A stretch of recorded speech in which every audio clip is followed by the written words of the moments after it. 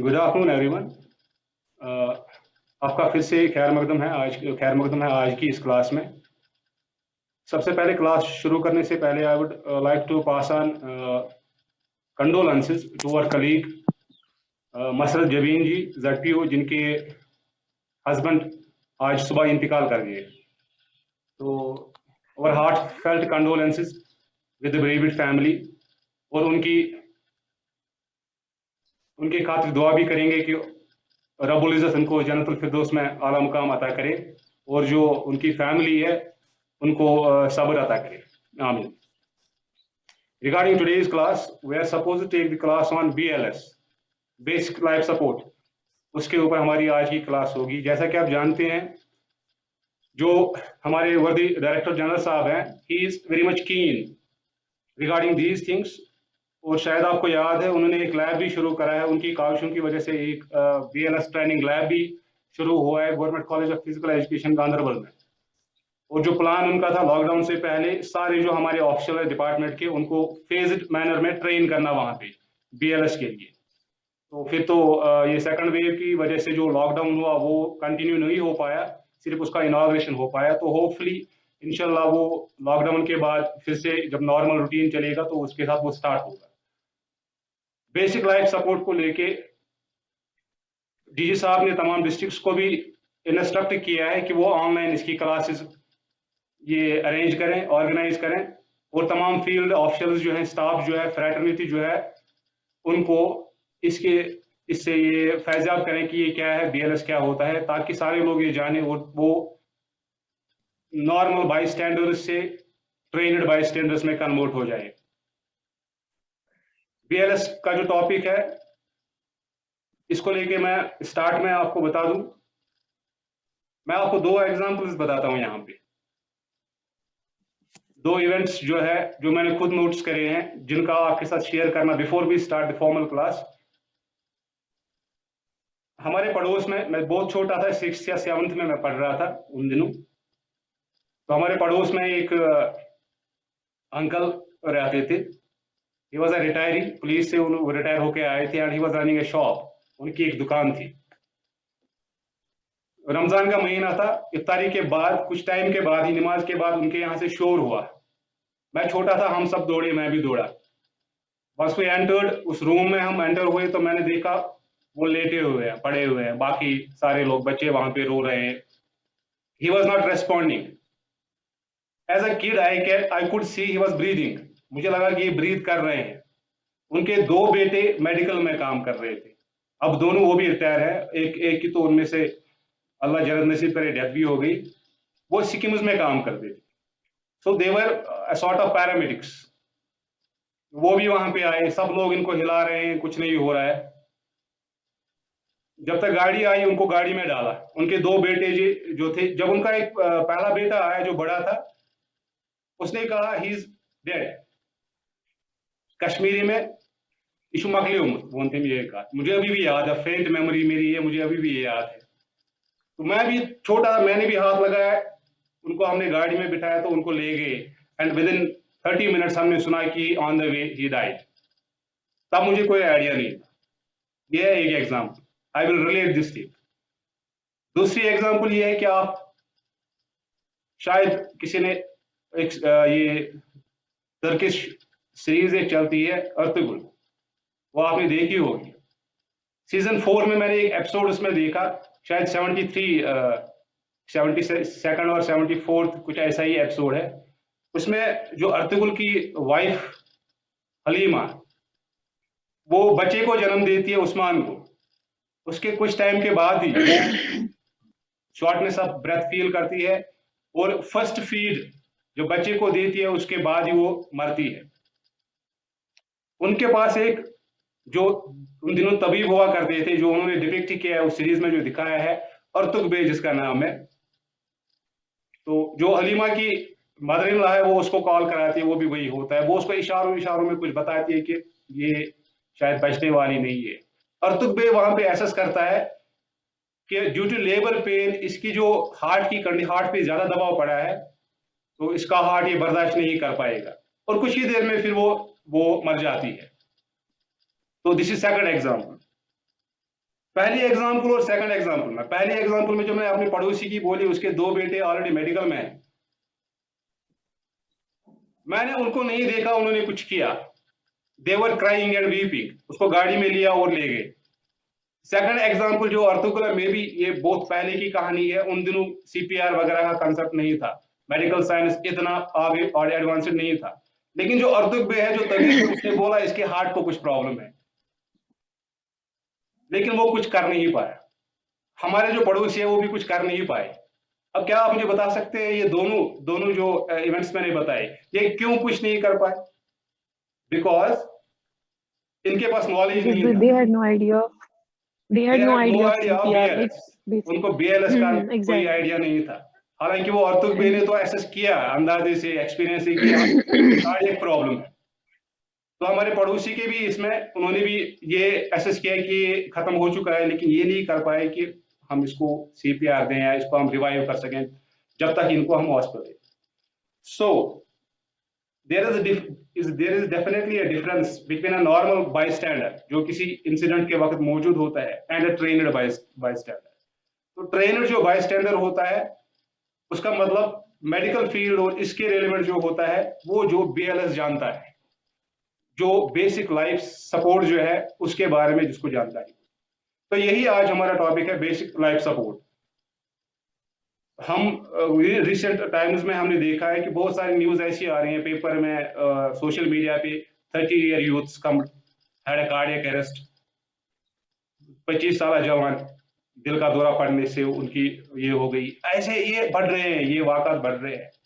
But basic life support का मकसद यही है कि जो इंसिडेंट का सीन है, जहां पे ये इंसिडेंट हुआ है, कोई विक्टिम जहां पे है, तो जो उसके आसपास बायस्टैंडर हो, वो कम से कम एसेस करना जानता हो कि इसको क्या प्रॉब्लम है, मुझे क्या करना है, मुझे कौन से स्टेप्स फॉलो करने हैं, ताकि मैं इसकी लाइफ बचाने में हेल्प कर सकूं या इसको थोड़ा सपोर्ट कर सकूं, तब तक जब तक परमानेंट मेडिकल जो केयर है वो ना पहुंचे।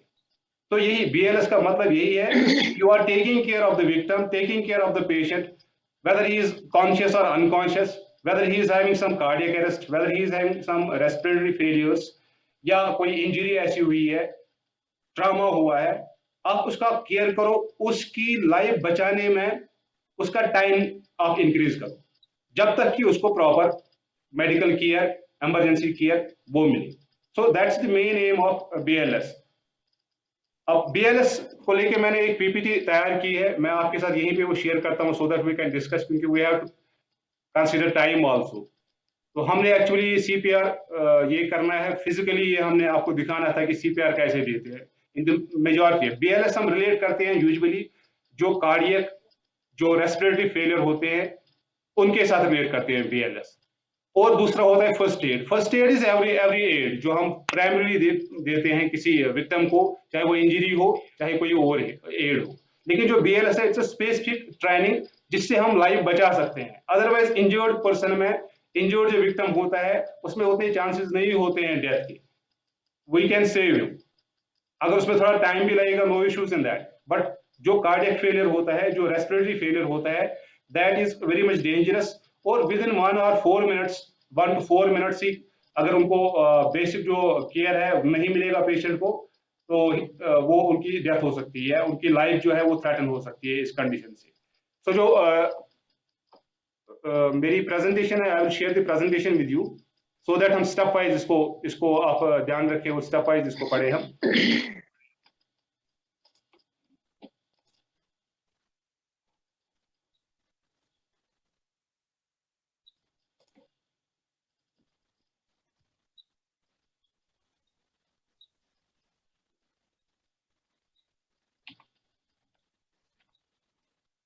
So, Arda ma'am, are you getting this PPT?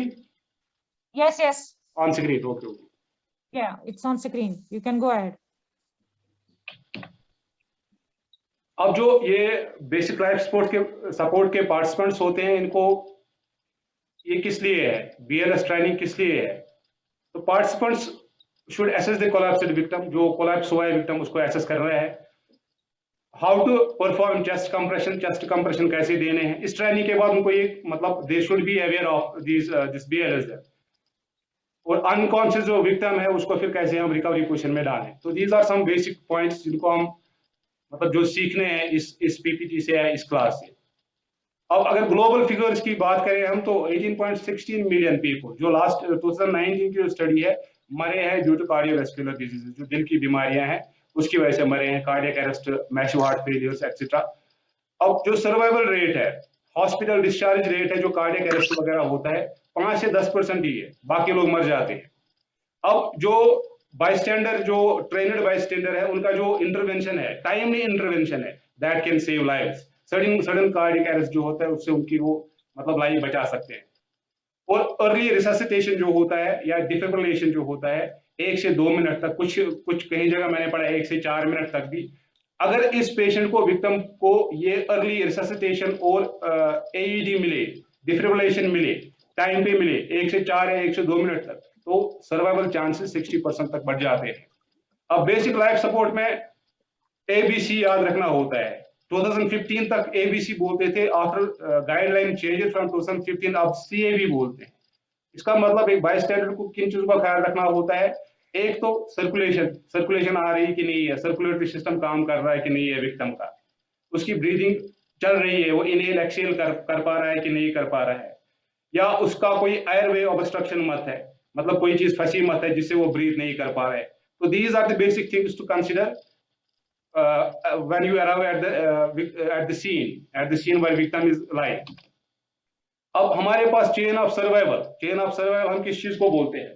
Chain of survival is actually 4 steps इसमें होते हैं, ये इनका खास ख्याल रखना होता है। ये BLS किस लिए है, what is chain of survival. इसमें जो पॉइंट है देखिए, जब आप मतलब सबसे पहले कॉल फॉर हेल्प, मतलब किसी सीन पे पहुंचे, वहां पे आपको ये आजकल सबके हाथ में मोबाइल फोन होता है, तो जैसे हम यहाँ पे 108 या 102 एम्बुलेंस के लिए कॉल करते हैं, तो ये किस लिए होता है। सबसे पहला जो स्टेप है to prevent cardiac arrest. Sorry to interrupt you. I guess some of the participants are saying that you are not audible to them. Kindly check your audio, sir. If you are getting Ma'am, me, ma'am, actually there is an issue. Excuse me, sir. I'd like to interrupt here. Actually, yeah. इनके audio connection में issue है। इनका audio connect नहीं हुआ है, due to that reason they are not able to hear what sir is saying. Okay. Am I audible to you? Yes, sir. Yes, sir. You can continue. शायद उनका audio connect नहीं है, जो कुछ लोग हैं उनका शायद। यस सर, उनका ऑडियो कनेक्ट नहीं है। पार्टिसिपेंट जितने भी हैं वो चेक कीजिए, आपको अपने ऑडियो में कनेक्टिविटी में प्रॉब्लम है, आप प्लीज चेक कीजिए। Sir you can go ahead, continue please. The first step, इसका जो बेसिक मुद्दा और मकसद है चेन ऑफ सर्वाइवल का, कार्डियक अरेस्ट को प्रिवेंट करना, स्टार्ट अर्ली CPR करना, जिससे हमें टाइम बाय कर सकें ताकि मेडिकल केयर प्रॉपर जो है वो आए, या अर्ली डिफिब्रिलेशन जो है वो स्टार्ट करें ताकि हम हार्ट को रिस्टार्ट करें, या उसके बाद जब मेडिकल केयर EMS या वगैरह आ जाता है तो उनको फिर पोस्ट रिससिटेशन केयर या बाकी जो कंटिन्यूड केयर है वो दे, ताकि वो बाकी की जो जिंदगी है वो ठीक से गुजारे। अब इसमें जो बेसिक लाइफ सपोर्ट है, इट्स बेसिकली सीक्वेंशियल प्रोसेस। इसमें कुछ स्टेप्स है जो सीक्वेंस में करने हैं ताकि हम सर्कुलेशन उस विक्टिम की, या उसको जो ऑक्सीजनेटेड ब्लड मिलना है लंग से उसको, या उसका सडन पल्मोनरी और कार्डियक अरेस्ट जो है उसको हम बचा सके। इसमें यूजुअली चेस्ट कंप्रेशंस या रेस्क्यू ब्रेथ्स जिनको हम बोलते हैं, पल्मोनरी वेंटिलेशन वगैरह जिसको बोलते हैं, उनका ख्याल रखना है कि वो कैसे देने हैं, किस टाइम पे देने हैं, ताकि हम इस इमरजेंसी में या उस इमरजेंसी में जो भी सीन होगा उस विक्टिम की जो है लाइफ को सेव कर सके जब तक कि प्रॉपर केयर अराइव हो। अब ये जो है ये सारे स्टेप्स है जो हमने कर रहे हैं। जब एक बायस्टैंडर किसी विक्टिम सीन पे पहुंचता है, किसी सीन पे पहुंचता है, तो these are the all steps that we will discuss point wise in the next slide. Safely approach वगैरह ये हम आगे की स्लाइड्स में ये डिस्कस कर रहे हैं। अप्रोच सेफ्टी का मतलब, आपने कोई सीन देखा, कहीं पे कोई इंसिडेंट हुआ है, तो उस सीन को वो सेफ है क्या, वहां पे कोई हैजर्ड मत है, कोई केमिकल हैजर्ड मत है, पहले यह आपने इंश्योर करना है एज ए रेस्क्यूअर। वहां पे पानी मत है, वहां पे कोई सफोकेशन का चांस मत है, या इलेक्ट्रिक शॉक लगने का खतरा मत है, या कोई गैसेस या कोई केमिकल वहां पे स्पिल मत हुआ है जिससे आपको पहले खतरा है। तो we need to make sure कि वो सीन जो है वो सही है रेस्क्यू करने का, फर्स्ट थिंग। अब दूसरा है क्विक रेस्पॉन्स। क्विक रेस्पॉन्स का मतलब आपने इंश्योर किया कि सीन ठीक है, अब आपका रेस्पॉन्स जो वो क्विक होना चाहिए। क्विक इन द सेंस जो पेशेंट आपके पास है, जो विक्टिम आपके पास है, यू कम और उसको जो है आपने सबसे पहले उस पर शाउट करना है, उसको जनरली आपने कॉलर बोन पे टैप करना है, यहाँ पे या शोल्डर्स पे टैप करना है, हिलाना है और उसको शाउट करना है, ठीक हो, क्या हुआ, हेलो, मतलब व्हाट्सएवर, ताकि उसकी अगर वो रेस्पॉन्स में ये जो आवाज आपके उसके कानों के अंदर जाएगी, he will respond. If he responds, leave him, call for EMS. अगर वो रेस्पॉन्ड करता है तो वहीं पे आपने पहले EMS कॉल करना है एम्बुलेंस को, ताकि वो वहां पे आ जाए। अगर वो रेस्पॉन्ड नहीं करना है तो आपका काम बनता है, आपने पहले उसको अटेंड करना है, उसको CPR देना है, शाउट फॉर हेल्प जैसे बताया। अगर आप अकेले हो, अब रेस्क्यू जो है 2 किस्म का होता है, ये 1 रेस्क्यूअर BLS भी होता है, 2 रेस्क्यूअर BLS भी होता है। अगर आप अकेले हैं इट मींस 1 रेस्क्यू BLS। और सीन पे अगर आप अकेले हैं तो you should first response check करने के बाद you should call for help. कोई दाएं बाएं से गुजर रहा है, कोई जिसको आप देख पा रहे हो, you can shout on him के हेल्प के लिए आप आओ, so that you get company to rescue the patient. अब सबसे पहले एयरवे ऑब्स्ट्रक्शन देखनी है, अब उसका हेड टिल्ट करना है, उसका मुंह खोलना है और देखना है नाक है इसमें, मतलब कोई चीज मत फंसी हुई है जिसकी वजह से ये अनकॉन्शियस है, if he is not breathing, हुआ क्या है। तो you need to assess this, इसको असेसमेंट हम बोलते हैं। तो असेसमेंट करने का तरीका यहाँ पे ख्याल रखना है, अगर पेशेंट को इंजरी नहीं है, इफ यू आर श्योर कि इंजरी नहीं है, then you can tilt his head, पीछे उसको करना है, थोड़ा लिफ्ट करना है, चिन पे प्रेस डालना है 2 फिंगर से, और उसका जो मुंह है खोल के देखना है। तो लिफ्ट करना है सो दैट जो उसका जो ट्राइकिया यहाँ पे है ये एक्सटेंड हो। अगर ये मतलब किसी चीज की वजह से बेंड की उसका बेंड है तो probably you can not find that obstruction. तो उसको आप अगर उसकी इंजरी है, आपको लगे कि उसको नेक इंजरी है, तो यहाँ पे ये ख्याल रखना है आपने उसको एक्सटेंशन नहीं देना है, उसको और ज्यादा ये तकलीफ में नहीं डालना है। तो वहां पे हम जा एक्सटेंशन या जा थ्रस्ट बोलते हैं, वो आप आगे देखेंगे वो कैसे होता है। जैसे हेड टिल्ट लिफ्ट, जैसे जो ले रेस्क्यूअर, जो आसपास में कोई भी रेस्क्यूअर आ जाता है जो ट्रेनर नहीं होता है, तो वो हेड टिल्ट करके उसको देख सकता है, और अगर उसको कुछ दिखे ना वहां पे तो उसके नाक में या मुंह में उंगलियां डालने की जरूरत नहीं है, इफ इट इज विजिबल कि कोई ऐसी ऑब्स्ट्रक्शन नहीं है। तो अगर कोई इंजरी है जैसे मैंने पहले बताया, तो दिस इज द मतलब मेथड। हालांकि हमने कोशिश की थी हम डमी लाएं, जिस डमी पे हम आपको दिखाए, बट वी कुडंट फाइंड, आज मतलब उतने शॉप्स भी नहीं खुले हैं या हम उस डमी को नहीं ला पाए। अदरवाइज ये होता कि हम उस डमी पे आपको दिखाते कैसे करना है ये। तो in case of neck injury और एनी इंजरी टू हेड, जहां पे ये आपको लगे कि पॉसिबल नहीं है उसका हेड टिल्ट करना या लिफ्ट करना या एक्सटेंड करना, तो जा थ्रस्ट उसके सर के साइड से आना है और उसकी जा को थ्रस्ट करके दोनों साइड से, मतलब जा बून पे आपने हाथ रख के उसका मुंह खोलना है और चेक करना है। और यहाँ पे उसके आपने सबसे पहले ब्रीदिंग चेक करनी है, ये क्विकली करना है। ये सब कुछ जो हम यहाँ पे आराम से बोल रहे हैं, you have to be quick, ये हमने क्विकली करना है। हम उसकी ब्रीदिंग चेक कर सकते हैं, we can feel it, we can see it, we can simply उसकी नाक है उसके नजदीक जाके हम देख सकते हैं, मतलब सुनने की कोशिश करेंगे। लिसन, सी एंड फील, ये 3 चीजें यहाँ पे होती है। अगर पहले लिसन, उससे अगर मतलब एक सांस आ रही है, इट्स ओके, उसका जो ये रेस्पिरेटरी फेलियर नहीं है। सी का मतलब उसके चेस्ट को देखेंगे, ये एक्सटेंड हो रहा है, देखेंगे, फिजिकली देखेंगे कि हो रहा है कि नहीं हो रहा है। और फील, हम उंगलियां उसकी नाक के सामने रख सकते हैं, सो दैट वी कैन जो उसकी एक्सहेलिंग है, जो वो सांस छोड़ता है, क्या हमारे फील होती है उंगलियों में। तो लिसन, सी और फील हमने करना है और चेक करना है कि whether the patient is breathing और not. Listen, look and feel, भाई नॉर्मल ब्रीदिंग। अब यहाँ पे एक मसला है, जैसे मैंने ये भी आपको पहले एग्जांपल बोली थी, जब मैं छोटा था तो पड़ोसी की वो डेथ हुई थी, तो मुझे लगा था उस वक्त वो ब्रीथ कर रहा है। फिर जब मैंने ये कोर्स किया, फिर मैं एसेस करता हूँ ही वाज नॉट ब्रीदिंग।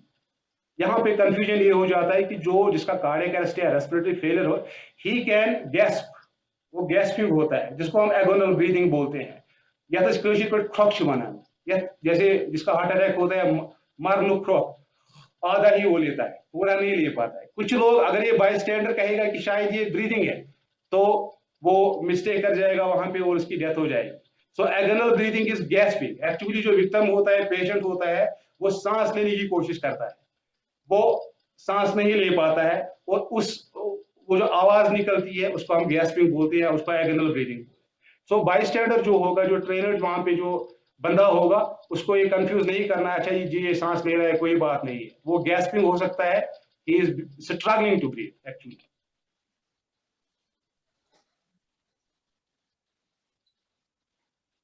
अब एगोनल ब्रीदिंग वही क्या होता है, यूजुअली जो होता है it occurs shortly after the heart stops. लगभग 40% कार्डियक अरेस्ट में ये होता है। ये हैवी नॉइजी होता है, जैसे मैंने gasp, he is trying to inhale but he fails to do this. तो ये जो है गैस्पिंग है, एगोनल जो ब्रीदिंग है, it's a sign of cardiac arrest.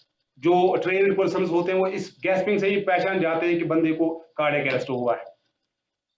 तो या आपने कॉल करना है, मतलब इसका जो पॉइंट है, will come to that, these are the steps of BLS, but we will have to discuss each step. और इसमें जो इंपॉर्टेंट स्टेप है वो CPR का है, जो आपको देना है इमीडिएटली जब आपने रेस्पॉन्स चेक किया, आपने पल्स चेक किया कि ये बंदा नॉन रेस्पॉन्सिव है। अगर ये रेस्पॉन्सिव है, you can buy time, no issues, you can call first EMS। अगर ये रेस्पॉन्सिव नहीं है, अगर आपने इस पेशेंट की पल्स चेक की है, आपने कैरोटिड पल्स यहाँ पे जो एडम्स एप्पल होता है, इसके 2 फिंगर्स थोड़ा आगे यहाँ पे आप प्रेस करके आप अभी भी ये फील कर सकते हैं, जस्ट प्लेस इट यहाँ पे, आप दोनों साइड्स में कैरोटिड आर्टरी है जो ब्रेन को सप्लाई करती है ब्लड, तो यू कैन सिंपली वहां पे पल्स देख सकते हैं। If no pulse is coming, अगर पेशेंट में पल्स नहीं है, कार्डियक अरेस्ट है इसको। अगर इसमें पल्स है तो मुमकिन है कि इसको रेस्पिरेटरी फेलियर हुआ है, इसको वेंटिलेशन की जरूरत है, हार्ट भी काम कर रहा है, यहां पे हम कर सकते हैं। और बच्चों के केस में अगर यहाँ पे फील नहीं हुआ तो हम एक्चुअली फेमोरल जो होता है पल्स, वो भी जो कि इनर थाई और ग्राइन के बीच में हम प्रेस करके उंगलियों से उसको ये कर सकते हैं, फील कर सकते हैं। So we are not discussing children और infants here, we are simply talking about adults. तो कैरोटिड पल्स से हम पता लगा सकते हैं कि ये बंदा रेस्पॉन्सिव है, नॉन रेस्पॉन्सिव है, या इसका पल्स चल रहा है। अगर पल्स नहीं चल रहा है, he is in cardiac arrest, तो CPR जल्दी शुरू करना है। अब जो ऑब्स्ट्रक्शन है, जो फॉरेन बॉडी जो ऑब्स्ट्रक्शन, एयरवे ऑब्स्ट्रक्शन, FBAO जिसको बोलते हैं, दिस इज अनदर केस। ये अलग भी हो सकता है, हाँ कार्डियक अरेस्ट नहीं होगा, सिर्फ FBAO होगा, उसके नाक में या उसके ट्रैकिया में, उसके मुंह में कोई ऐसी चीज फंसी है जिससे वो सांस नहीं ले पाता है। अब उसके कुछ साइंस ये भी मतलब यहाँ पे आपको बताता चलूं। अब जो बंदा, इसमें माइल्ड ऑब्स्ट्रक्शन हो सकती है, सीवियर ऑब्स्ट्रक्शन। अगर माइल्ड होगी तो आप उसको पूछोगे दम घुट रहा है, आर यू चोकिंग, तो अगर उसने कहा यस तो ये माइल्ड है, he is responding, it's yes. अगर उसने कुछ बोला ही नहीं, he is not able to speak, वो ऐसे ऐसे करेगा, नॉड करेगा, बोल नहीं पाएगा, इट्स सीवियर ऑब्स्ट्रक्शन। आपने कंक्लूड करना है कि ऑब्स्ट्रक्शन सीवियर है। या बाकी साइंस, माइल्ड में वो बोल भी सकता है, खांसी भी खांसी भी करेगा या सांस भी लेगा, इट मीन्स माइल्ड ऑब्स्ट्रक्शन है, नो इश्यूज, उतना ज्यादा खतरा नहीं है। अब अगर वो ना तो ब्रीथ कर रहा है, उसकी वीजिंग हो रही है, उसको मतलब साइलेंट अटेम्प्ट कर रहा है, हाथ मार रहा है, सर मार रहा है, कुछ नहीं बोल पा रहा है, या अनकॉन्शियस है या फेंट हो गया है, सो दिस इज सीवियर ऑब्स्ट्रक्शन। अब इसको हम कैसे एसेस करें? जो ऑब्स्ट्रक्शन है, फॉरेन जो बॉडी एयरवे ऑब्स्ट्रक्शन है, एक जो बाईस्टैंडर, एक ट्रेनर जो वहां पे BLS जानने वाला, वो कैसे एसेस करेगा उसकी जो, अब हम we are running out of time as well, so we need severity जो उसकी है। अगर ज्यादा सीवियर ऑब्स्ट्रक्शन है उसकी, तो आप अपने स्क्रीन के लेफ्ट साइड में देख सकते हो, या तो वो अनकॉन्शियस होगा या तो वो कॉन्शियस होगा।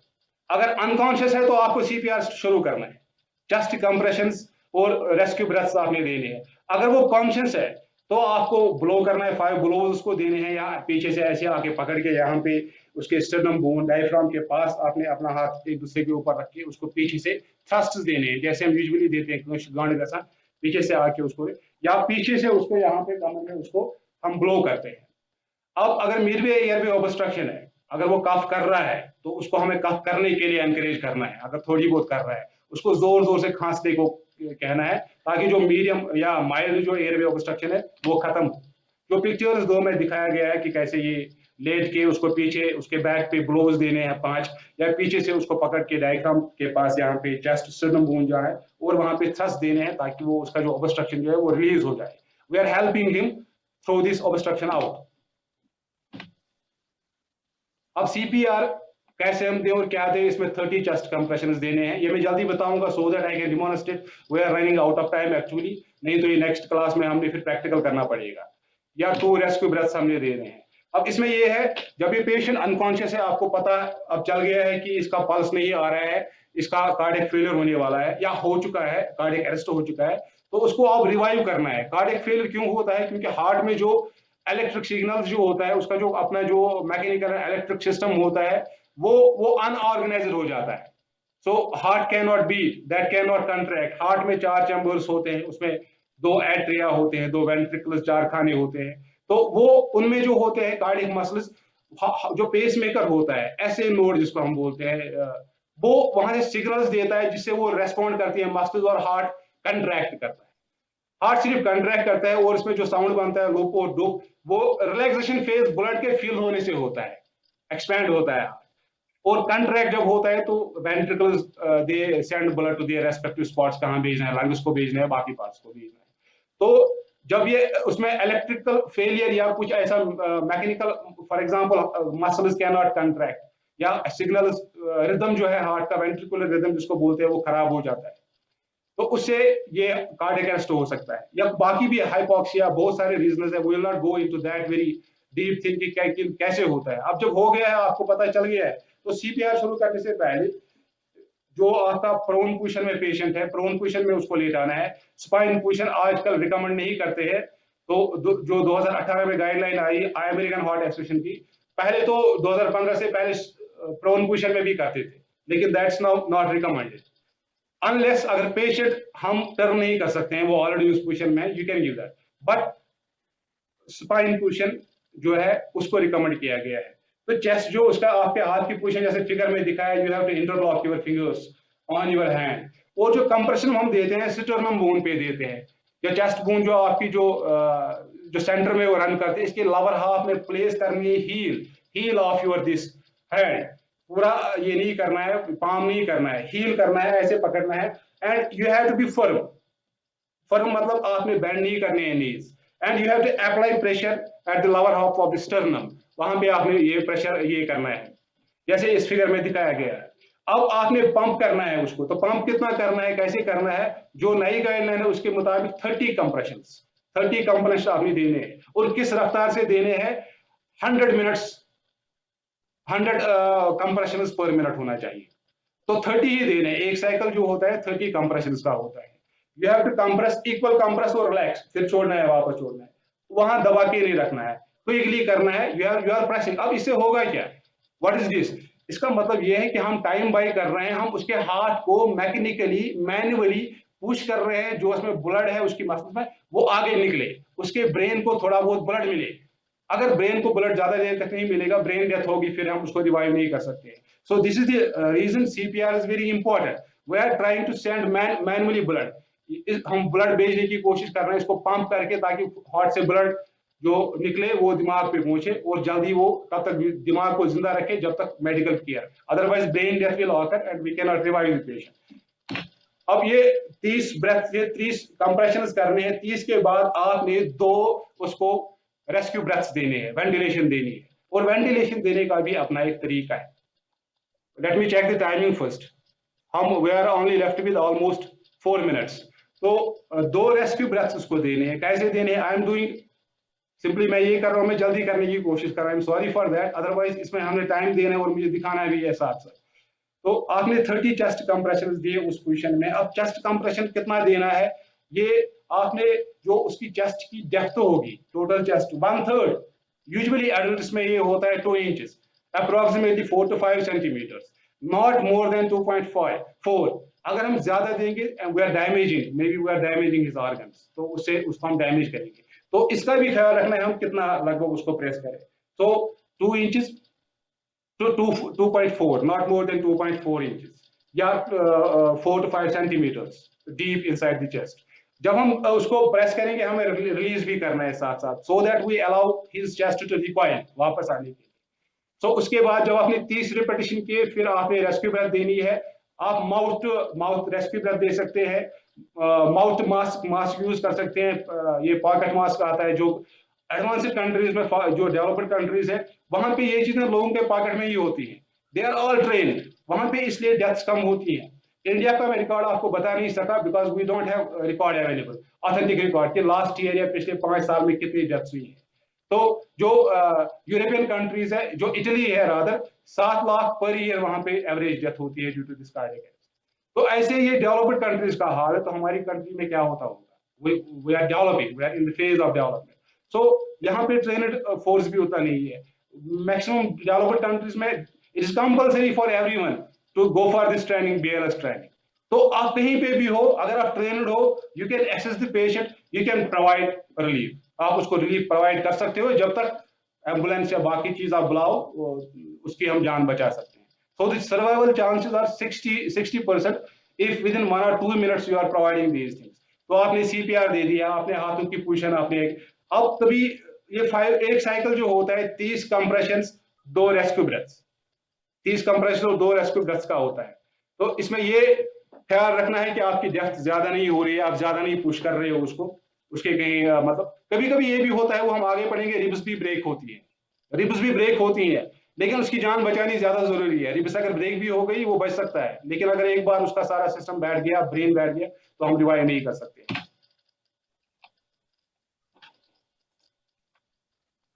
अब रेस्क्यू ब्रेथ देने के लिए आपने उसकी नोक को, जो नाक है उसको पिच जरूरी करना है, बंद रखना है फिगर से, और मुंह को सील करना है अपने लिप्स को, उसके लिप्स के ऊपर, और ब्रेथ देना है। और ब्रेथ कितना देना है? एडल्ट में ये 500 to 600 ml देना है आपने।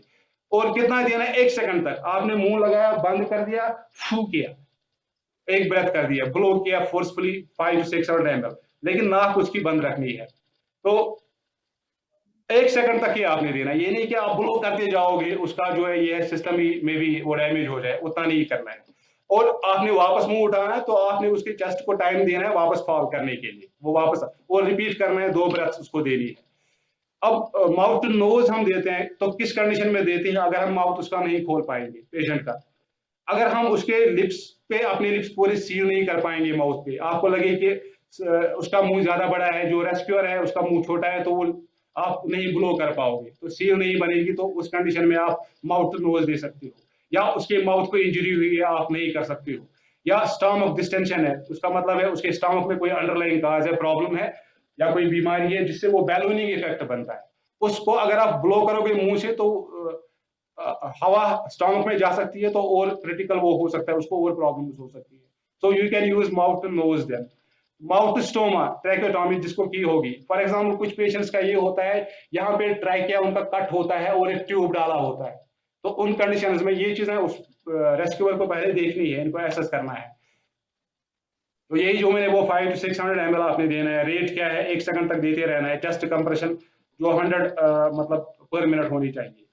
तो 30 कंप्रेशंस टू 2 रेस्क्यू ब्रेथ्स, ये एक साइकिल है।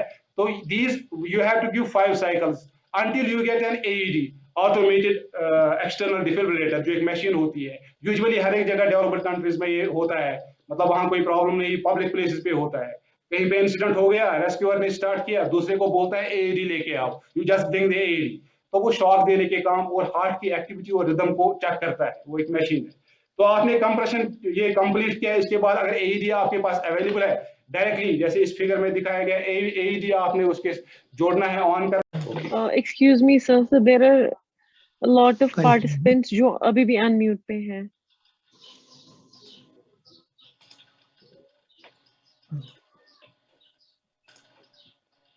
चले ठीक है, let me continue this thing. अभी मैं बोल रहा था, एक तो आपने चेस्ट कंप्रेशन दे दी है, चेस्ट कंप्रेशन देते वक्त ख्याल रखना है कि आपकी हील जो है पाम की, वो वहां पे रहनी, पूरा पाम नहीं रखना है, और इंटरलॉक करना है एक हाथ के ऊपर दूसरा हाथ, और फ्लेक्स करना है आर्म्स को, मतलब एल्बो बेंड नहीं रहना है, ताकि आप फोर्सफुली, क्योंकि ये बड़ा कम्बरसम प्रोसेस है, इसमें ये मसला है कि इसमें एक अगर रेस्क्यूअर है तो बहुत थक जाता है, तो ही गेट्स एग्जॉस्टेड। और कभी कभी ये होता है कुछ रेस्क्यूअर्स फिर क्या काम करते हैं, वो प्रेशर ऐसे ही उसके ऊपर डालते हैं चेस्ट के, दैट्स वेरी प्रोहिबिटेड, वो बहुत गलत चीज है। सो अगर 2 रेस्क्यूअर जो BLS होता है दूसरा, तो they can alternatively shift their positions, एक पहले 30 कंप्रेशंस, दूसरा 2 रेस्क्यू ब्रेथ्स, फिर रेस्क्यू ब्रेथ्स वाला कंप्रेशंस पे आ जाएगा, और वो ये ताकि उनको रिलैक्स मिले, और वो कंटिन्यू कम से कम 5 साइकिल्स करे, जब तक कि वो AED जो ऑटोमेटिक एक्सटर्नल जो डिफिब्रिलेटर जैसे पिक्चर में आपके सामने है, या जो प्रॉपर रेस्क्यू जो है, प्रॉपर रेस्क्यू का मतलब यहाँ पे आपने PPT में देखा होगा EMS और ERS। EMS और ERS means emergency medical service है, इमरजेंसी रेस्पॉन्स सर्विस जो होती है।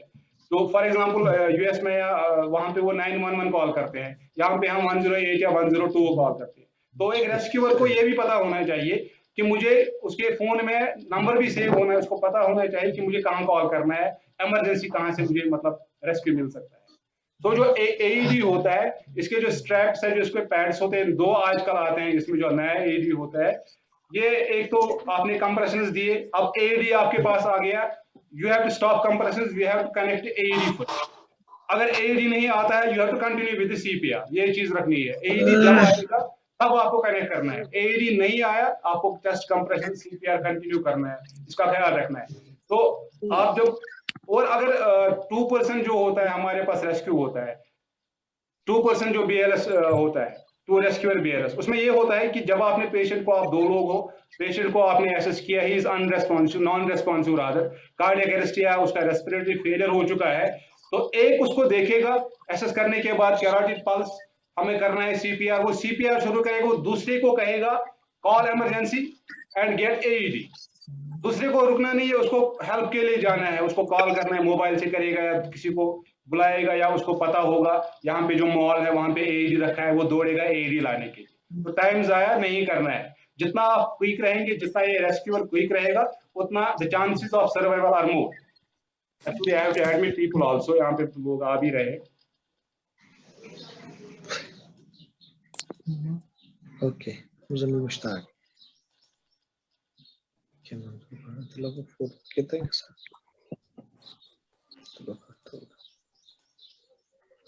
people are joining also इसके। तो AED आपने कनेक्ट करना है, आपके पास जब आए साइकिल कंप्लीट हो गया होगा, 30 कंप्रेशंस टू रेस्क्यू ब्रेथ्स, वो खोलना है। आजकल तो खैर अच्छे AED आते हैं जिनमें वॉइस प्रॉम्प्ट होता है, ओपन करते ही वो ऑन हो जाता है ऑटोमेटिकली सेटिंग, उसको ऑन टाइम जाया नहीं करना। तो 2 पैड्स में आते हैं, एक तो जैसे मैंने बोला यहाँ पे आपको लेफ्ट साइड जो कॉलर बोन है उसके नीचे, या आर्म, लेफ्ट आर्म पिट के नीचे यहाँ पे लगाना है। दूसरा जो है वो आपको यहाँ पे जो राइट निपल उसके ऊपर थोड़ा लगाना है। तो जब ये लगाया, दैट जो AED होता है वो ऑटोमेटिकली रिकॉर्ड करता है rhythm of the heart, ventricular rhythm जो है, इलेक्ट्रिकल रिदम, वो हार्ट का आपको रुकना है उस टाइम, पेशेंट को हाथ नहीं लगाना है, खड़े होना है, वो रिदम चेक करेगा, और रिदम चेक करने के बाद AED वहां से रिकमेंड करेगा शॉक और नो शॉक। अगर उसने शॉक वहां पे, या तो वॉइस प्रॉम्प्ट से गिव शॉक, एग्जीक्यूट शॉक आएगा, तो you have to give shock, उसमें शॉक बटन होता है, उसको दबाना है तो शॉक लगेगा पेशेंट को। अगर कोई रेस्पॉन्स नहीं है, शॉक नहीं रिकमेंड करेगा, you have to continue CPR, आपने CPR फिर कंटिन्यू करना है। ये इस रेस्क्यूअर को याद रखना है यहाँ पे। So if shock is recommended, उस कंडीशन में क्या करना है? Let me allow 3 more people. जैसा मैंने बोला, कुछ आजकल के जो ये AEDs होते हैं, वो ऑन करते ही, उनका ढक्कन खोलते ही वो ऑन हो जाते हैं खुद ही। तो ये पोजीशन है जो आप देख रहे हो स्क्रीन पे, जैसे मैंने लेफ्ट साइड में आपको बोला, और राइट निपल के ऊपर मैंने बोला वहां पे लगाने हैं 2 पैड्स। और ये जब रिदम एनालाइज कर रहा हो, उस टाइम आपने पेशेंट को हाथ नहीं लगाना है, उसको क्लियर करना है। दूसरे रेस्क्यूअर, अगर आप बाइस्टैंडर्स उसके साइड में हो, उनको भी टच नहीं करने देना है। अदरवाइज अगर आप यूजुअली भी ECG करने जाते हो, तो वहां पे जो पेशेंट होता है उसको जब ये पैड्स लगते हैं, जब उसको ये वो लाइन लगती है उसकी, जो पैचेस लगा देता है वो, या ग्लू करता है, या वो इलेक्ट्रोड्स वगैरह जोड़ देता है, वो दूर खुद चले जाते हैं। अगर दूसरा पर्सन इसको टच करेगा इस टाइम ECG करते वक्त या AED जोड़ते वक्त, तो दूसरे पर्सन में इलेक्ट्रिकल जो उसमें जो होगी एक्टिविटी, वो रिकॉर्ड होगी, तो वो गलत हो जाएगा हमारा। ECG भी गलत हो सकता है और AED भी गलत हो जाएगा। So you need to clear the space after connecting AED while it's evaluating the patient. उसका रिदम, ventricular rhythm या heart rhythm या cardiac rhythm जिसको बोलते हैं, वो चेक कर रहा है। Stand clear। और अगर शॉक रिकमेंड है तो डिलीवर शॉक, शॉक बटन होता है उसको प्रेस करना है, और शॉक बटन प्रेस करते भी आपने दूर रहना है। और ये भी इंश्योर करना है, जब हम शॉक दें, पेशेंट की कंडीशन और उसकी जो पोजीशन वो मैटर करती है। कंडीशन इन द सेंस, अगर पेशेंट वेट है तो वेट कंडीशन में आप उसको शॉक नहीं दे सकते, उसको पहले क्लियर करना है किसी क्लॉथ से, उसको पहले ये करना है, ड्राई करना है, और ड्राई करने के बाद ही आपने उसको शॉक देना है। अदरवाइज जो शॉक है दैट कैन कॉज इमीडिएटली मतलब immediate death to the patient. ये करने के बाद आपने फिर से सीपीआर जो आपने दिया, सीपीआर शुरू करना है, 30 compressions, chest compressions to rescue death, वो कंटिन्यू करना है। अगर शॉक एडवाइस भी नहीं है, एईडी ने शॉक, मशीन ने शॉक नहीं भी दिखाया, आपने इंस्ट्रक्शन को फॉलो करके आपने कंटिन्यू करना है, सीपीआर कंटिन्यू करना है। अब रिकवरी पोजीशन, अगर पेशेंट रेस्पॉन्ड करना, अब सांस आने लगी है, बिकॉज आपने जो शॉक दिया है। अब शॉक से क्या होता है, यहाँ पे क्वेश्चन है शॉक करता है क्या है, जो इलेक्ट्रिकल शॉक देते हैं उससे ये होता है जो हमारी कार्डियक एक्टिविटी है, आपको पता है जो हार्ट है, ये इलेक्ट्रिक जो वहां पे जो सिग्नल्स हैं उसकी वजह से ही, ये इलेक्ट्रिक इंपल्स से ही जो आपके साइनो आर्टरियल नोड या एसए नोड, पेसमेकर जिसको बोलते हैं, वहां से ऑरिजिनेट होती है। उन सिग्नल्स को रेस्पॉन्ड करके कार्डियक मसल्स कंट्रैक्ट करती है, तो वो पंप करते हैं ब्लड सारे जिस्म को, ब्रेन को भी और बाकी पार्ट्स को भी। तो अब जो इलेक्ट्रिकल एक्टिविटी है, ये जब इसमें कोई परेशानी आए, खराबी आए, उससे कार्डियक अरेस्ट हो सकता है। जो हमने देखा अभी पेशेंट अनकॉन्शियस हो गया, ब्लड सप्लाई नहीं कर पा रहा है, कंट्रैक्शन फेज हार्ट का जो है वो एब्रप्टली डिस्टर्ब हो गया है, वो मतलब ठीक नहीं चल रहा है। तो जब हम शॉक देते हैं, इस शॉक की वजह से जो इलेक्ट्रिक रिदम है, इलेक्ट्रिक जो कैपेबिलिटी ऑफ हार्ट है, जो एक पैरामीटर होता है उसका अपना कैसे होना है, वो रिसेट हो जाता है, वो नॉर्मल पे आ जाता है। तो इससे हार्ट फिर से नॉर्मल कंडीशन में आएगा और वो काम करना शुरू करेगा। और अगर नहीं भी आया, rescuer has to continue with the CPR while looking for help, EMS and ERS. तो रिकवरी पोजीशन में ऐसे जो फिगर आपको आप देख रहे हैं ऐसे डालना है। हालांकि मेरे पास कोई और बंदा यहाँ पे नहीं है, अदरवाइज आई हैव टू, मतलब मुझे दिखाना था आपको क्या करना है। अगर ये पेशेंट लाई करके है तो उसको आप कैसे ये कर सकते हो, इस ये हाथ ऐसे राइट हैंड रखना है पीछे, और ये मतलब वो जो हाथ के नीचे इसके नीचे आएगा, फिर चेहरे के नीचे, इस एल्बो को पकड़ना है, यहाँ से उसकी हील जो है उसको पुश करना है, उठाना है पहले बेंड करके, सॉरी नी, फिर इसको ऐसे आप मतलब खींचना है। जिस साइड में आपने ये हाथ राइट हैंड रखा है ऐसे उसको खींचना है, तो वो रेस्क्यू पोजीशन में मतलब इजीली आप उसको ला सकते हो विदाउट मतलब हेल्प ऑफ सेकेंडरी। अगर ये बल्कि पेशेंट है, यू आर नॉट एबल, उसको आप खींच नहीं सकते, तो कोई एक मतलब एक तरीका होता है उसको टर्न करने का। तो टर्न करने का तरीका यही है, एक हाथ जो आपके प्रोन पोजीशन में है, एक हाथ आपने उसका यहाँ पे बेंड किया राइट साइड में चेहरे के साथ, जो आप उसके चेहरे के नीचे रखोगे, फिर उसका जो ये हाथ लिफ्ट किया, इस एल्बो को आप अपने साइड में खींचोगे, ये साइमल्टेनियसली आपने उसका हील जो है, ये सॉरी लेग है, उसको बेंड किया, और जो नी है, नी को भी आप साइमल्टेनियसली पकड़ोगे, इस साइड के, लेफ्ट साइड के, और लेफ्ट साइड के एल्बो को भी पकड़ोगे, और दोनों को आप एब्रप्टली एक साथ ही खींचोगे, तो उसकी जो पोजीशन है वो इस साइड में, राइट साइड में चला जाएगा, और वो रेस्क्यू पोजीशन है, उससे ब्रीथिंग उसकी थोड़ी इजी हो। तो इस फिगर में वैसे ही दिखाया है, सॉरी मुझे याद नहीं रहा था कि इसमें स्लाइड है। तो यही पोजीशन है, आप हाथ उसका पकड़ते हो, पहले मतलब कैसे उसको बेंड करके यहाँ पे रखते हो और उसको खींचते हो। तो these are the steps of bringing the patient to rescue position.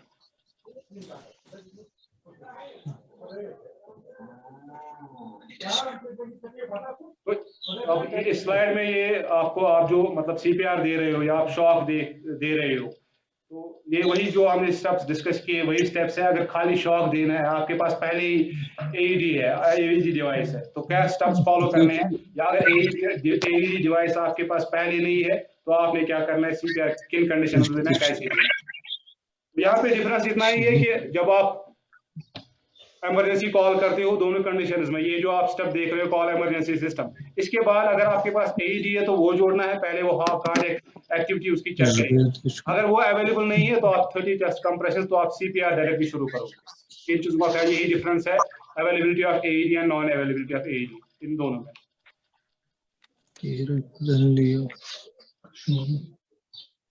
हो जबार कर चुके गैरिक्टेशन तमाम ये रिससिटेशन आप कब तक कर सकती हो? रिससिटेशन का जो है, सीपीआर का जो मतलब है कार्डियोपल्मोनरी रिससिटेशन। रिससिटेशन जो है, इस वर्ड का मतलब है रिवाइवल, रिकवरी। तो ये कार्डियोपल्मोनरी रिवाइवल आप कब तक कर सकते हो? तब तक करना है जब तक आपके पास कोई क्वालिफाइड जो है डॉक्टर या कोई मेडिकल केयर ना आए, या जब तक जो मंजूर साहब, आप प्लीज म्यूट कर दीजिए अपनी माइक को। या जो विक्टिम अगर नॉर्मली ब्रीथ करेगा तब तक करना है, या रेस्क्यूअर अगर आप 1% रेस्क्यूअर हो, या जब तक आप थकोगे नहीं। अगर आपके पास दूसरा बंदा भी है, बायस्टैंडर है, you can ask him to continue with the CPR while you take rest. यही जो हमने सीपीआर कब स्टॉप करना है, विक्टिम अगर होश में आ जाए, मतलब ब्रीथिंग शुरू करे या रिवाइव हो जाए, या जब तक एम्बुलेंस आ जाए या कोई और मदद हमारे पास आ जाए तब तक करते रहना है।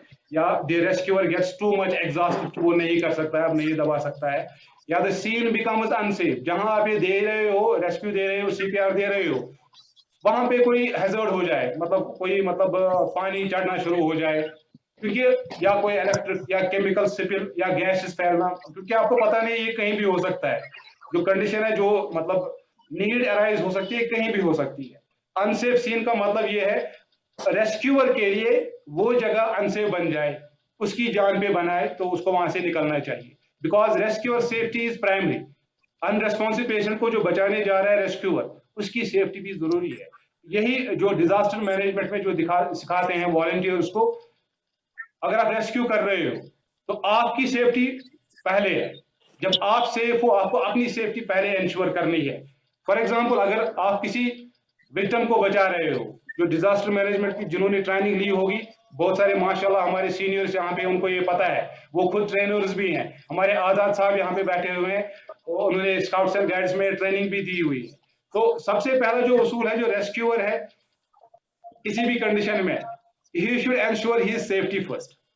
फॉर एग्जाम्पल, अगर आप किसी ड्रॉनिंग, कोई ड्रॉन कर रहा है, कोई पानी में डूब रहा है, उसको बचाने जा रहे हो, आप नाव लेके जा रहे हो, वो बंदा हाथ मारता रहता है, वो आपका हाथ मारेगा, आपको पकड़ेगा, यहाँ पे आपको उसको पकड़ने नहीं देना है, आपको उसको पकड़ना है।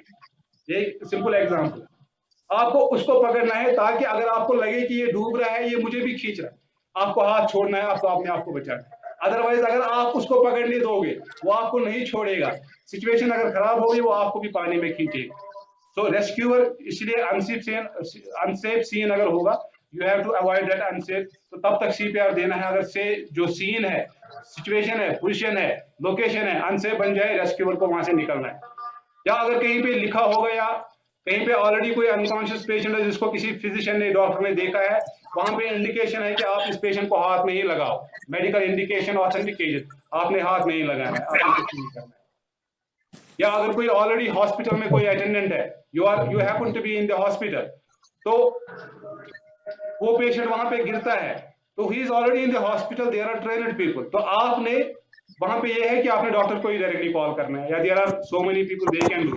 तो आप अगर वहां पे ऑक्यूपाई करोगे स्पेस है, उसको देने की कोशिश करोगे, you are wasting time of qualified physicians.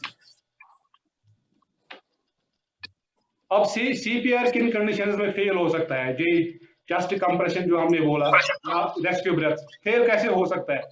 या तो हम कहीं पहुंचते हैं, जैसे लेमैन जो कोई होता है, उसको पता है, उस समझ में नहीं आता है, वो डरता है, वो कुछ नहीं करता है। जो ट्रेनड होगा, ट्रेनड पर्सन, वो पहले ही एसेस करेगा सिचुएशन, वो टाइम जाया करने के बगैर ही सीपीआर शुरू कर देंगे। तो सीपीआर फेल होने के कैसे फेल हो सकता है? अगर हम ताखीर करेंगे, डिले करेंगे सीपीआर देने में, या इम्प्रॉपर दीज स्टेप्स हम फॉलो करेंगे। इम्प्रॉपर मीन्स, अगर आपने शुरू किया, फॉर एग्जाम्पल, एक एग्जाम्पल है, नोज पिंच नहीं किया, उसके मुंह पे तो उसने मुंह रखा, आर्टिफिशियल जो उसको ये दे रहा है, रेस्पिरेशन दे रहा है, ब्लो कर रहा है, लेकिन नाक उसकी बंद नहीं की, पिंच नहीं की, तो जो उसको हवा दे रहा है वो जाया हो रही है, वो नाक से बाहर निकल सकती है, वो लंग्स में नहीं जाएगी।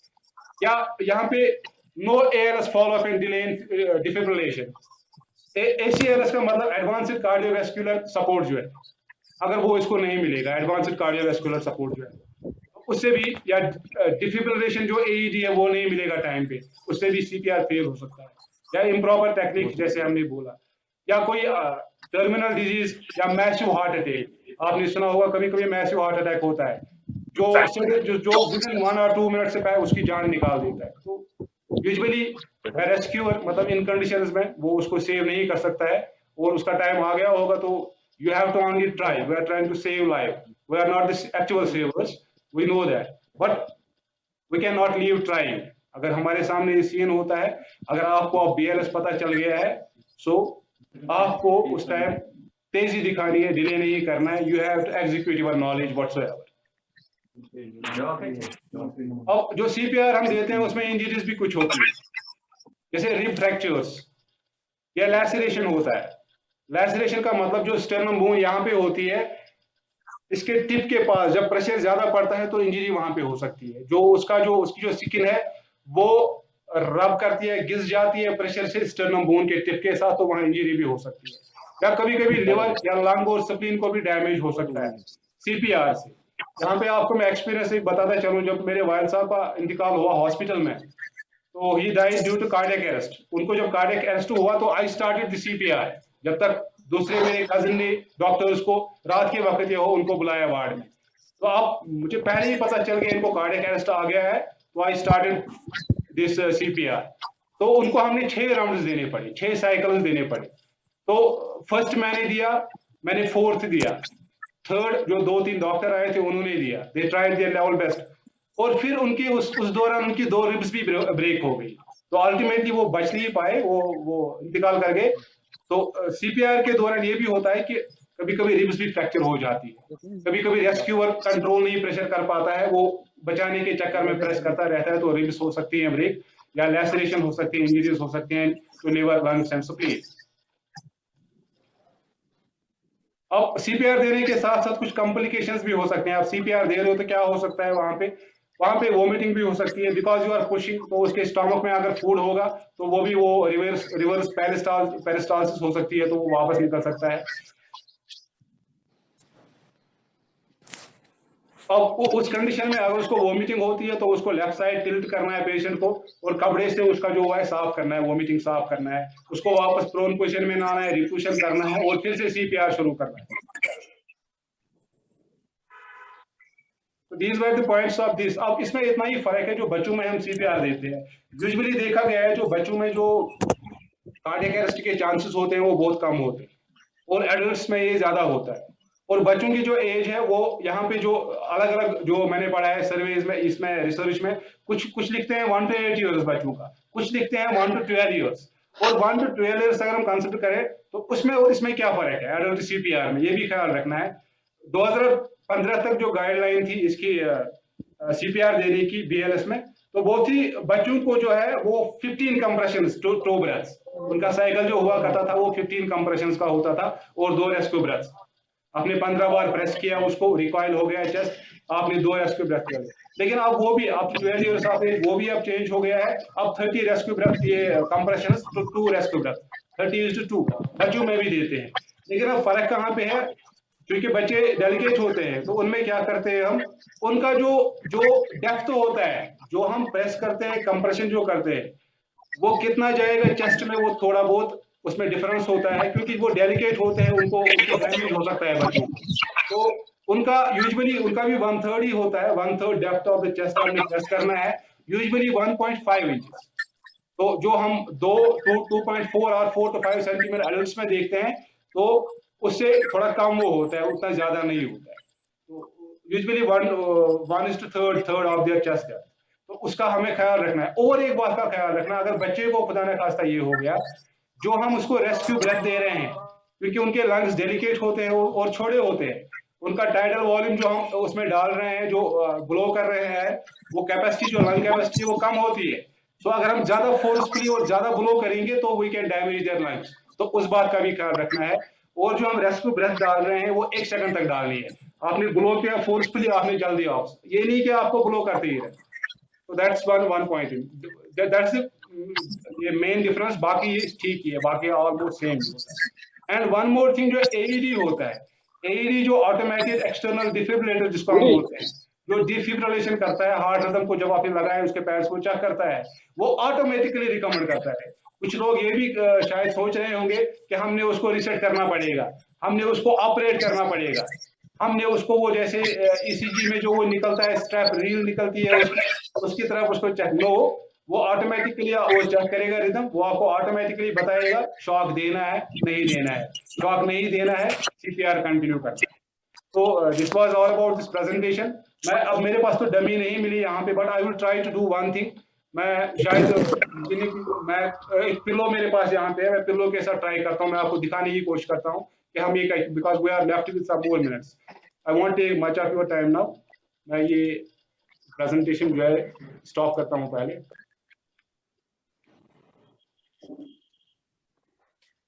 दस मिनट अभी हमारे पास है, 10 मिनट में मैं कोशिश करता हूँ दिखाने की आपको।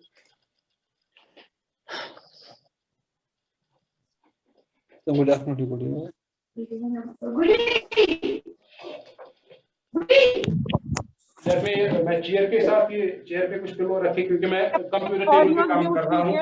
आप मुझे बताएं कि मैं विजिबल हूँ कि नहीं हूँ, और मुझे बताएं। अपना ऑडियो म्यूट कीजिए प्लीज।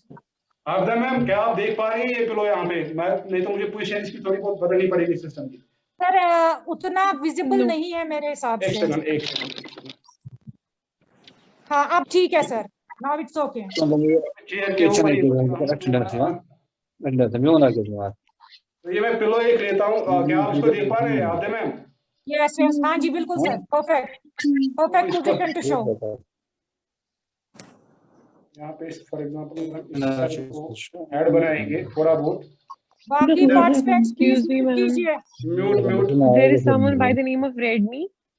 रेडमी प्लीज आप म्यूट कीजिए, अदरवाइज हमें आपको रिमूव करना पड़ेगा। Please kindly cooperate. आप म्यूट रखिए please. Actually it's a difficult thing, इसमें डमी होता है। इंशाल्लाह जब ये लॉकडाउन खत्म होगा, we will try to do it in a workshop, proper workshop, ताकि हम डमीज और बाकी चीजों का इस्तेमाल करके ये सबको बताएं। ये तो प्रॉपरली नहीं हो रहा है। For example if you are getting me properly, if you are seeing me, watching me, तो यहाँ पे जो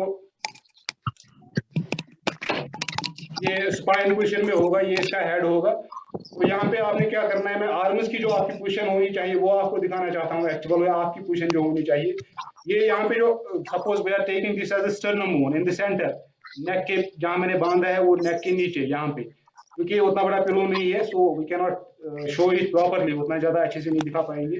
तो यहाँ पे आपने ये जो हाथ अपना है, इस हाथ दूसरे हाथ को इसके ऊपर इंटरलॉक करना है उंगलियों को। तो ये जो आपकी हील है, ये हील ऑफ द पाम, इससे आपने प्रेस करना है, because it's a very labours job, इसमें बहुत आपको एनर्जी यूज करनी है। तो sternum, lower half of the sternum bone पे आप रखोगे ये, उसकी जो यहाँ पे जो स्टर्नम बोन है, ये जो मैं पोजीशन हाथ से दिखा रहा हूँ, तो you have to push 30 compressions जो होने चाहिए वो जल्दी जल्दी आपके होने चाहिए। जो स्पीड होनी चाहिए 100 कंप्रेशंस पर मिनट, मतलब 1 सेकंड से ज्यादा टाइम में आपने एक ही कंप्लीट, कम टाइम में आपने कंप्लीट करना है। 1 सेकंड से कम टाइम में आपने एक कंप्रेशन कंप्लीट करना है। So you have to apply force, इस पाम की वजह से आपने फोर्स अप्लाई करना है। जो आप फोर्स अप्लाई कर रहे हो, आपने साथ में ही जल्दी छोड़ना है, आपने उसी के ऊपर नहीं रखना है, सो दैट हिज चेस्ट रिकॉइल्स, जो भी पेशेंट है वो वापस आ सके। सो योर कमांड टू ची, आपने लाउडली काउंट करना है 4 5 6 7 8 9 30 तक।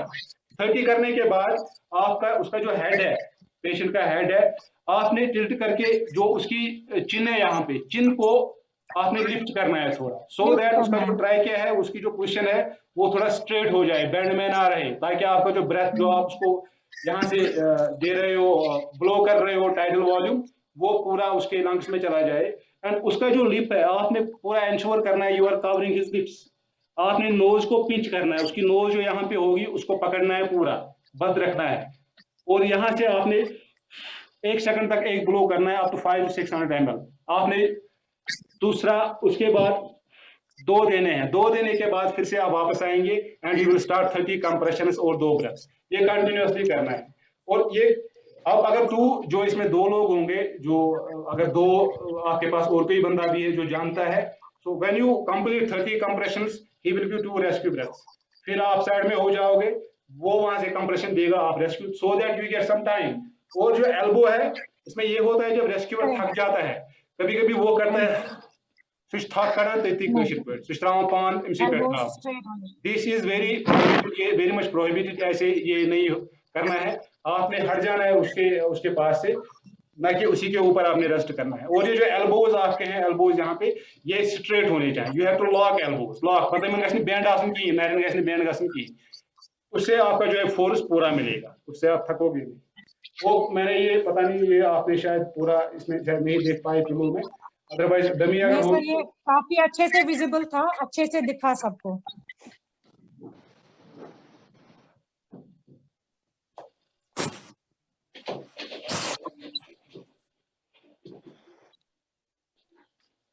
इंशाल्लाह टाइम मिला तो वो विल, जैसे मैंने बोला कि वर्दी डायरेक्टर जनरल साहब भी बड़े इस चीज को लेके बड़ा ये एप्रीहेंसिव है, वो बड़ा ये मतलब चाहते हैं कि हमारे जो तमाम फील्ड स्टाफ है, हमारे ऑफिसर्स हैं, वो BLS की ट्रेनिंग लें और सीखें, क्योंकि हमारी आंखों के सामने, जैसे मैंने आपको कहा, आज मुझे एहसास हो रहा है, जो वो मेरा पड़ोसी था उसको कार्डियक अरेस्ट उस टाइम हुआ था, न तो उसके बच्चों को उस टाइम पता था कि बीइंग द मेडिकल, वो मेडिकल में काम कर रहे थे, मेल नर्स एक था उसमें, ANO दूसरा भी कुछ था।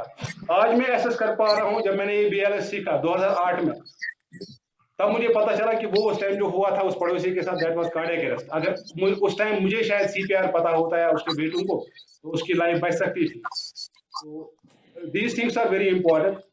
आजकल की सोसाइटी में जब लाइफस्टाइल हमारे बदल गए हैं, जब ये जो कार्डियोवैस्कुलर डिजीज हैं बढ़ गई है, स्ट्रेस बढ़ गया है, एंजाइटी बढ़ गई है, इसमें मतलब जब तक हमारी जो सोसाइटी है वो एम्पावर्ड नहीं होगी, एम्पावर्ड होने का मतलब यही है कि they are resourceful, they know how to treat patients, तो उससे ये होगा कि हम जानें बचा सकते हैं। तो आई होप कि मैंने जस्टिस किया हो इस टॉपिक के साथ, क्योंकि हमने कल ही डिसाइड किया, कम टाइम मिला हमें, अदरवाइज हमारी जो आज की क्लास थी वो किसी और सर ने लेनी थी, बिकॉज हमें इंस्ट्रक्शन थी, हमारे जो DYSO सर हैं बलबीर सर, उन्होंने भी कल कहा no at any cost, DG साहब ने बोला है योगा एंड BLS पे ज्यादा फोकस करो, दैट्स वाई आज हमने फिर चेंज करके BLS की क्लास ही रखी थी। तो Abida ma'am please add and conclude, thank you very much.